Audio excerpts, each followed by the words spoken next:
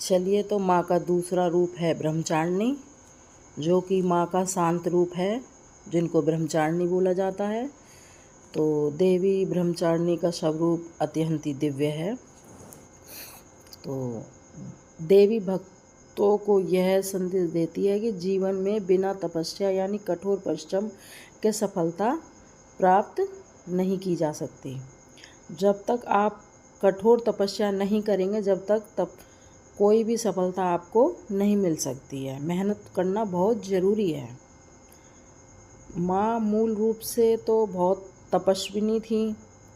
भगवान शिव को पति रूप में पाने के लिए इन्होंने हजारों वर्ष तक घोर तपस्या की थी और जंगलों के फलों पत्तों को खाकर अपनी साधना भी पूरी की थी और शिव जी को प्राप्त भी किया था। तो माँ इतनी तपस्विनी थी, इसलिए इनका जो ये स्वरूप है ना, बहुत ही सादा है। इनके हाथ में आपको कमंडल और दूसरे हाथ में चंदन की माला मिलेगी, जो कि ये ब्रह्मचारिणी माँ है। और प्रसन्न मुद्रा में माता अपने भक्तों को आशीर्वाद देती हैं। ब्रह्मचार्योत्तम शील ब्रह्मचारिणी अर्थात जो ब्रह्म ज्ञान दिलाकर मोक्ष मार्ग को प्रशांत करें, वे ही माँ ब्रह्मचारिणी हैं। साधक इस दिन मन को श्री चरणों में एकाग्रित करके स्वाधिष्ठान चक्र में स्थिति करता है। माँ की कृपा प्राप्त करने के लिए भक्त व्रत अनुष्ठान और साधना करते हैं, जब ही माँ ब्रह्मचारिणी का आशीर्वाद मिलता है। तो पूजा कैसे करते हैं ब्रह्मचारिणी माँ की?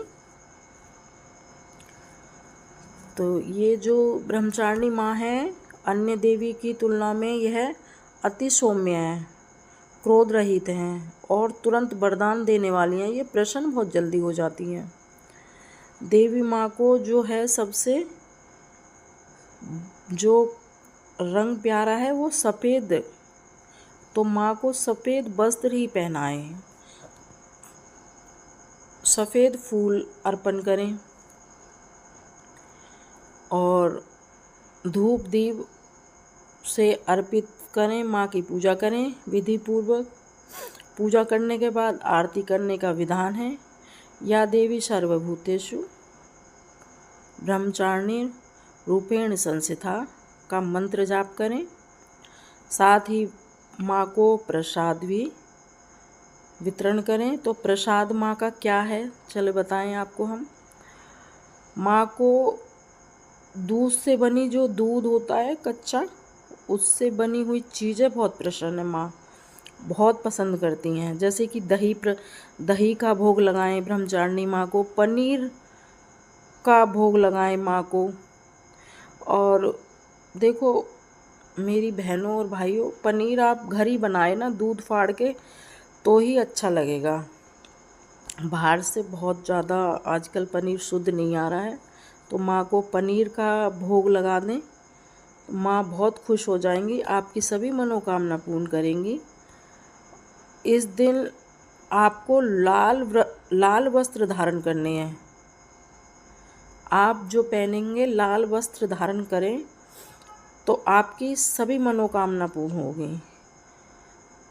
और शक्ति प्राप्ति के लिए माँ ब्रह्मचारिणी को सिंदूर का चोला जरूर चढ़ाएं। और जो हम पटरे पे जो कपड़ा बिछाते हैं, आसन ग्रहण करवाते हैं, उसमें माँ को सफ़ेद रंग का ही वस्त्र बिछाएं। जैसे सफ़ेद रंग का जो रूमाल ही बिछाएं पाटे पे, तो माँ बहुत खुश होंगी। तो आप ब्रह्मचारिणी माँ की पूजा इस तरह से करिए।